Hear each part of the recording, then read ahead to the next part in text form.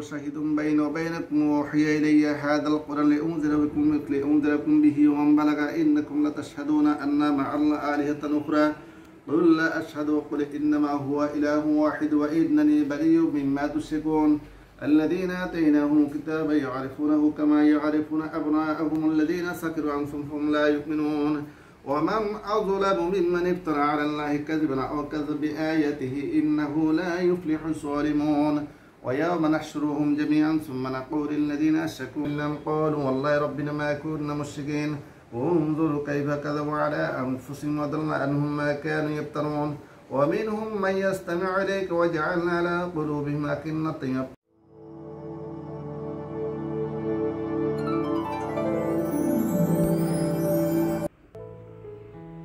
আমরা মেয়েরা বিয়ের আগে 7 দিন আর বিয়ের পর হয়ে যায় পর 7 দিন। তো যখন ঘর সংসার হয় তখন আমরা ঘর সংসারের টানে মায়ায় এমনভাবে নিজেকে জড়িয়ে ফেলি যে সেখান থেকে আর আপনি চাইলেও কিন্তু বেরোনো সম্ভব হয় না।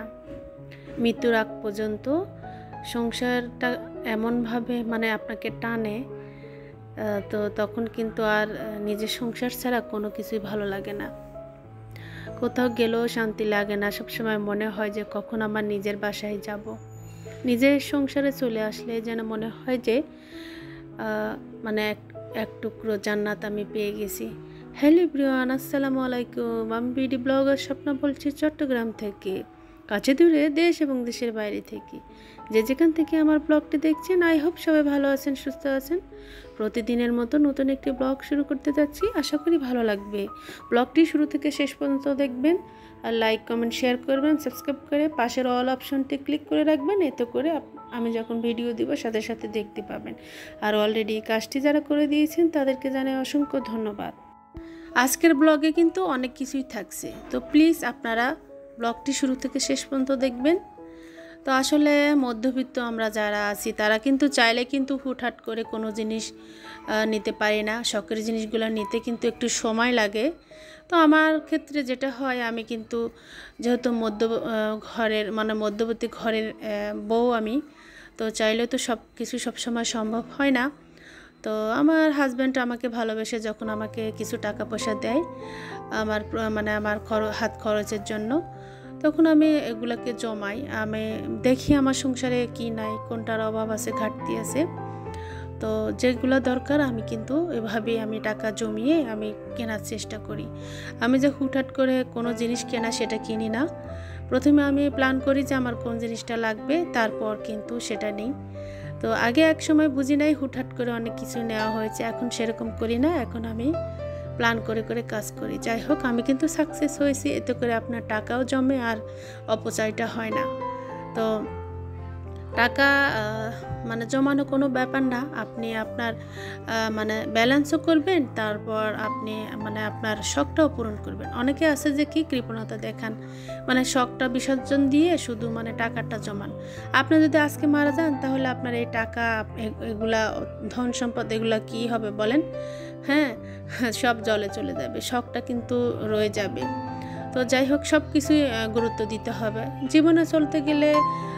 স্বপ্ন, শখ, আশা, তারপর আপনার টাকা পয়সা সবই দরকার আছে, কিন্তু কৃপণতা করে সেগুলা কিন্তু ঠিক না। তো যাই হোক, আমি তো আমার এই যে অর্গানাইজারটা নিয়েছি, এটা হচ্ছে কসমেটিক রাখার জন্য নিয়েছি, তো সেটা শেয়ার করে দিলাম। আর এই ফুলের টপটা আমার দরকার ছিল, তাই আমি নিয়ে নিয়েছি। যদিও সিম্পল শপিং, তারপরও শখের জিনিস। তো এই ফুলটা না খুবই সুন্দর। তো আমি রান্নাঘরের জন্য নিয়েছি। রান্নাঘরের জন্য একটা আছে, ভাবলাম এটা আমার ড্রেসিং টেবিলের উপরে আমি দিব ভাবছি, যেহেতু একটা আছে। তো আছে, কয়েকটা আছে, আসলে লাগে, একটা দিয়ে হয় না। তো আর এটা নিয়েছি, এটা হচ্ছে আরএফএল থেকে নিয়েছি। খুবই সুন্দর একটা ইউনিক জিনিস, চাইলে আপনারা নিতে পারেন। এটা কিন্তু এই যে এবার এটাতে যে কোনো কসমেটিক আপনি রাখতে পারেন। আমার ড্রেসিং টেবিলটা অনেক আগের, তো যদিও সময়ের কারণে এটাকে বার্নিশ করতে পারছি না। যাই হোক, যেমন আছে আমি তেমনই রাখার চেষ্টা করছি। যেহেতু বাসা বাড়িতে থাকা হয়, চাইলে হুটহাট করে কোনো কিছু করা সম্ভব না। তো আমার ফার্নিচার সবগুলাই কি বলবো, একটু কি বলবো, মানুষ বুড়ো হয়ে গেলে যেরকম হয় সেরকম হয়েছে আর কি। তো তারপরও যাই হোক চলছে। তো এগুলাকে একটু মেরামত করে নিচ্ছি, মানে ক্লিন করে নিচ্ছি। তো মানে ভালোভাবে ক্লিন করে তো জিনিসগুলো আমি সুন্দর করে সাজাবো, সেটাই শেয়ার করে দিচ্ছি আপনাদের সঙ্গে। তো জানি না আপনাদের কাছে কেমন লাগবে, তবে যেমন লাগুক না কেন কমেন্ট করতে কিন্তু ভুলবেন না। আসলে এই যে রাস্তার পাশে বাসা হওয়াতে অনেক ধুলোবালু হয়, তো সেই জন্য এই পাপোশটা আমি দিয়ে রাখি, যাতে যে অনেক সময় ধুলোবালি বা এক্সট্রা যে ময়লা, এই পাপোশটা কিন্তু এটা দিলে সুবিধা। এটা তো এখানে সব সময় থাকে, এটার মধ্যে আমি অনেক কিছুই রাখি। আমি সব সময় যে জিনিসগুলো ব্যবহার করি তো সেগুলোই আমি এখানে রেখে দেওয়ার চেষ্টা করি। আসলে আমরা মহিলা, আমাদের অনেক কিছুই লাগে। তো আমি সবসময় আমি যে সাজুগুজু করি সেই জিনিসগুলো হাতের সামনে রাখার চেষ্টা করি। তো আর এগুলাকে ক্লিন করারও চেষ্টা করি, মানে যাতে মেসি না হয়, যাতে পরিষ্কার থাকে। আর পরিষ্কার জিনিস দেখতেও ভালো লাগে। আর কি বলবো, তো যাই হোক, কথায় কথায় আমি আমার ড্রেসিং টেবিলটা কিন্তু সুন্দর করে গুছিয়ে নিয়েছি। জানি না আপনাদের কাছে কেমন লেগেছে, আমার কাছে তো ভীষণ ভালো লেগেছে। তো অবশ্যই কমেন্ট করতে ভুলবেন না। দেখেন শখের জিনিসটা কিভাবে আমার থেকে ভেঙে পড়ে গেল। তো জিনিস তো করা হয়, আবার কিন্তু ক্ষতি অনেক হয়। কিছু শেয়ার করি, কিছু শেয়ার করি না। আমার হাত থেকে কিন্তু পড়ে গিয়েছে। আর এই যে দেখেন আমার মালা কি শুরু করে দিয়েছে। ওর ওর জ্বালায় কিন্তু অনেক কিছু আমি বিছাতে পারি না। নিচে পাপোশ নখ দিয়ে মানে আশ্রে, তারপর ফুল নিচে যা থাকে, মানে শান্তি নাই। এখন আমি ওভেনের মধ্যে ঝটপট মানে এই যে টক দই বানাবো। তো আমি এর আগেও শেয়ার করেছিলাম। তো ওভেন আমি আগে থেকে 5 মিনিটের জন্য ফ্রি হিট করে রেখেছিলাম। এখন এই যে দিয়ে দিচ্ছি। তো কোনো কিছুই লাগে না, দই মেকার টেকার কোনো কিছু লাগে না। শুধু দুধটা একটু গরম করে আর এই যে একটু দইয়ের বীজ দিলে হয়ে যায়। দেখেন মাশাল্লাহ কত সুন্দর হয়েছে। রাতের বেলা রেখে দিয়েছিলাম, দিনে আমি এখন আপনার ধরেন বিকেল বা হয়ে যায় 3 থেকে 4 ঘন্টার মধ্যে দইটা বসে যায়। মাশাল্লাহ মাশাল্লাহ, নিজের হাতে দই মানে খুব সুন্দর হয় এখন আমার। তো চাইলে আপনারা ট্রাই করতে পারেন। আর এই যে দেখেন আমার বর মশাই, মানে খুশির সংবাদ শুনলে তো সবারই তো ভালো লাগে। তো একটা ভীষণ একটা মানে আমাদের জীবনে খুব একটা আনন্দের মুহূর্ত।